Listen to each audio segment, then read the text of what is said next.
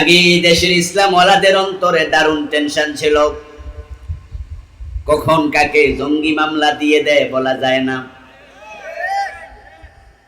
বাংলাদেশে 500-র উপরে থানা আছে, এমন একটা থানা পাওয়া যাবে না যেই থানায় জঙ্গির মামলা হয় নাই।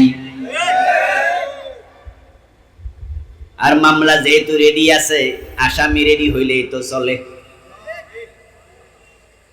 কারণ জঙ্গি যত আছে, জঙ্গির মামলা যত ছিল, জ্বালাও পোড়ায়ের মামলা ছিল, সবগুলোর মামলার শেষে একটা লেজ ছিল। লেজটা ছিল ঘং, অমক অমক অমক, তারপরে আরো আরো ঘং। এর মানে আপনারে দইরা ঢুকানোর ব্যবস্থা রেডি আছে, শুধু ধরে নিত দাঁড়িয়ে আছে। লম্বা হলে হেফাজত, ছোট হইলে জামাত ইসলামী, ঠিক না? লম্বা দাড়ি হেফাজত ইসলামের মামলা দেও, আর দাড়ি একটু ছোট হইলে জামাত ইসলামের মামলা দেও। মামলা খাওয়ার জন্য আমরাও ছিলাম রেডি, কারণ আমরাও জানি রাসূলের পথে চলতে গেলে মামলা হামলা শিকার হওয়া লাগে, ঠিক না? কিন্তু আল্লাহর শুকরিয়া, দীর্ঘ 15টি বছর পরে আল্লাহ তাআলা শুধুমাত্র দেবিদ্যার নয়, দামতি হাই স্কুল মাঠ নয়, আমাদেরকে এখন মাহফিলে এসে আর কেউ কানে কানে বলে দেয় না যে হুজুর সাবধানে কথা কইেন। আগে আমরা ওয়াজে গেলে, ওয়াজ শুরু করার আগে আমাদেরকে ওয়াজ করত, বক্তা করে ওয়াজ আর বক্তারে করতো ওয়াজ। কমিটি বলতো হুজুর অনেক কাঠখড়ি ফোরাইয়া অনুমতি আনছি, হুজুর আপনি তো এমনি দে করা করা কথা কন, হুজুর আজকে দয়া করে একটু নরম নরম করিয়েন। ডান পাশ থেকে কানে কানে বলে দিত হুজুর রাজনীতি র কোয়া যাইব না, যত ওয়াজ সব আসমানের উপরে আর জমিনের নিচেরটা করবেন।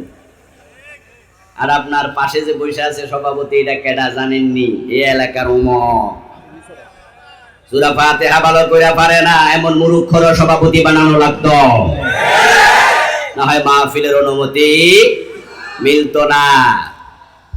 কিন্তু আলহামদুলিল্লাহ আল্লাহ আমাদেরকে 15টি বছর পরে এমন অবারিত সুযোগ দিলেন, কোরআনের কথা বলতে অন্তরে কোনো শঙ্কা নাই, মাহফিল আসার পথে যাওয়ার পথে অ্যারেস্ট হওয়ার কোনো সম্ভাবনা নাই। তামাম বাংলাদেশটাকে উন্মুক্ত করে দিলেন কে? আল্লাহ। ইউরিদুনা লিইউতফিউ নূরাল্লাহি বিআফওয়াহিহিম। আজ থেকে 1450 বছর আগে আল্লাহ তাআলা সূরাতুস সাফে বলেছিলেন, কথাগুলো মনে হয় যেন বাংলাদেশের এই ঘটনার সাথে মিলে যাচ্ছে। মিলবেই তো, কোরআন কখনো পুরান হবে না, পুরাতন হবে না। কোরআন হলো চির সতেজ, চির যৌবন একটি কিতাব, ঠিক না? এটা যুগের সাথে মিলতেই থাকবে।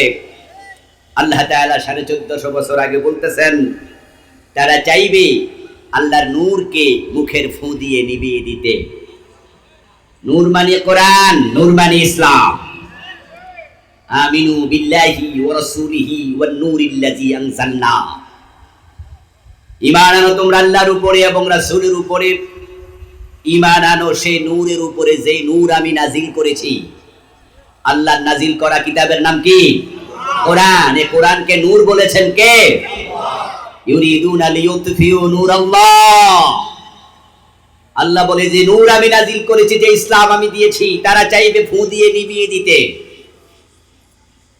এইজন্য মক্কার আবু জেহেলরা দারুন নাদওয়াতে বসে সিদ্ধান্ত নিয়েছিল, কোরআন তেলাওয়াত যেখানে হবে সেখানে যাওয়া যাবে না। মক্কার যুবকেরা কোরআন শুনতে পারবে না, লা তাসমাউ লিহাযাল কোরআন। আল্লাহ বলছে তারা গোপন বৈঠকে দারুন নাদওয়াতে সিদ্ধান্ত নিয়েছে, হে প্রিয় নবী, তাদের সিদ্ধান্ত আমি আল্লাহ আপনাকে কোরআনের আয়াত বানায়া জানিয়ে দিচ্ছি। তারা বলছে লা তাসমাউ লিহাযাল কোরআন, এই কোরআন শোনা যাবে না। সিদ্ধান্ত এখানে শেষ নয়, ওয়ালগাউ ফীহি।